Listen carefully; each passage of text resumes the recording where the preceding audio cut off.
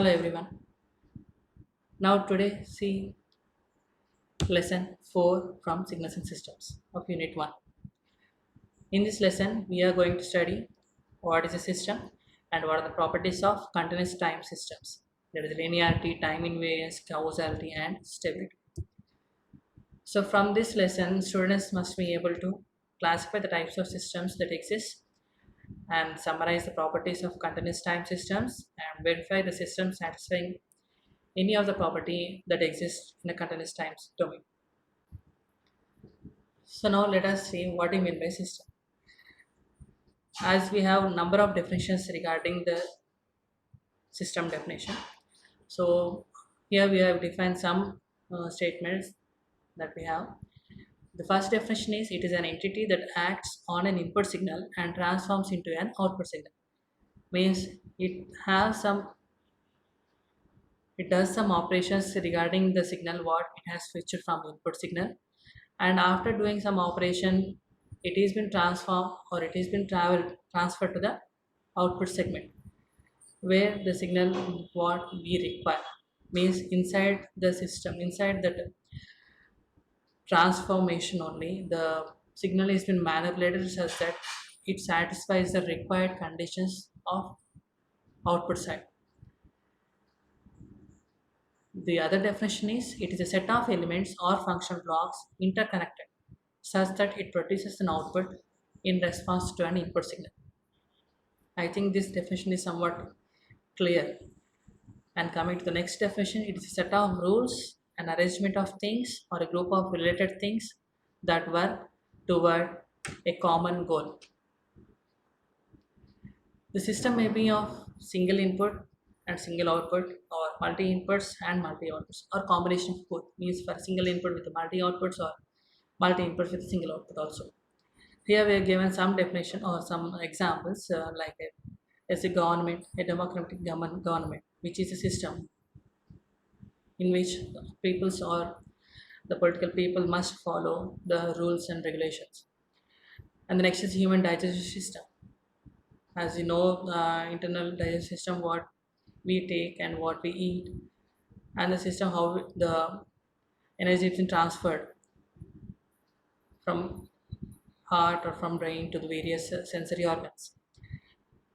And the electrical system, as you know, from the generation, transmission and distribution, how the energy has been transferred from the starting to customers, starting from generating stations to the customers end, and it is optoelectronic systems and so on. The first classification is continuous time system and discrete time system. Already we have studied in the signals also. The next is the linear system and non-linear system. Linear system which used to vary with respect to input. Output must follow what the change that exists in the input side. Whereas in non-linear, it doesn't follow any input property also. Means though input is changing, if the output is changing irrespective of the input change, that can be considered as a non-linear system. The condition is being given for linearity and non-linearity. Sorry, here condition for linearity is mentioned in non-linear segment also. You please cover that one. You please consider that change. Sorry. Next is static and dynamic. Here static can be considered as memoryless. Static in the sense output is being reacted as and when the change exists in the input. In dynamic can be also called as memory systems. In this one, output may change or may not be with respect to input change, as the state will be somewhat delayed. As we are saying that a memory, you can consider this as a stored or delayed signal, because in memory the signal may take some time to get its response at output side. So due to some element or some signals that store some signals that store with some time, means the signal that is been stored for some instant of time, and that signal will be obtained as an output after some time. So that delay in time can be considered as it has been stored in somewhere else. So that term is considered as a memory. Okay, here we are given some examples where y of t is equals to x of t and y of t is equals to x square of t plus x of t. Whereas in dynamic, it need to have previous data also. So that's why in the expression we are given y of t is equals to x square of t plus x of minus t. Here x of minus t is the indicating the previous data that already exists. So that need to be added to the output. The next is a time invariant and time variant. As you know, the name itself will be given as the output is depending on the varying of time signal, and the output is also changing. That type of system considered as a time invariant. If it is doesn't changing with respect to time, that is a time variant. Sorry, if the output is changing with respect to time, that is considered as a time variant system. And if the output is doesn't changing with respect to time, that is considered as a time invariant systems.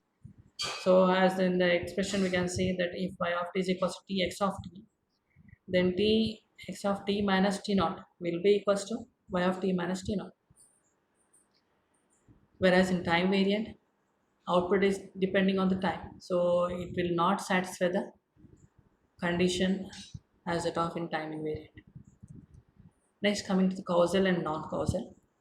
In causal, these systems is similar to a causal, non-causal, and anti-causal signal, as you already referred in the previous lesson. So similarly, in this system also, if the system is been defining for the present values only, means for t greater than 0, if the signals have been defined, then that system is considered as a causal system. And here we are considering h of t is equal to 0 for t less than 0, and h of t has been defined for other than 0, means for greater than 0. For time greater than 0, h of t is defined.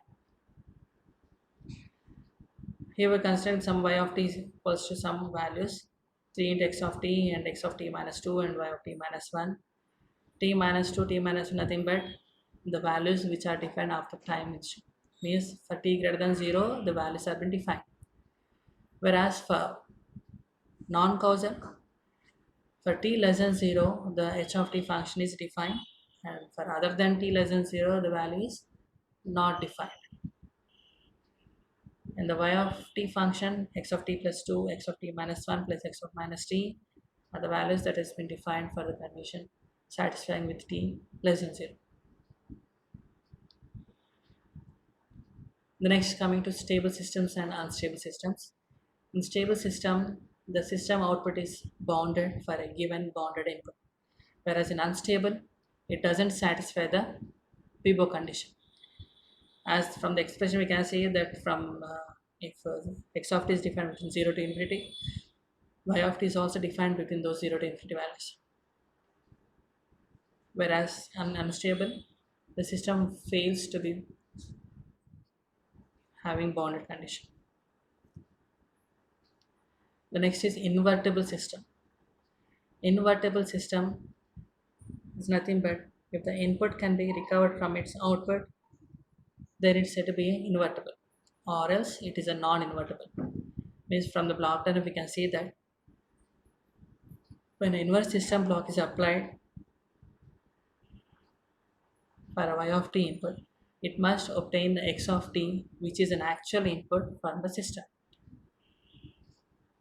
And for continuous time domain, the inverse system can be defined with another block diagram where you can see that in the inverse system block, the w of t response is the inverse of the y of t block.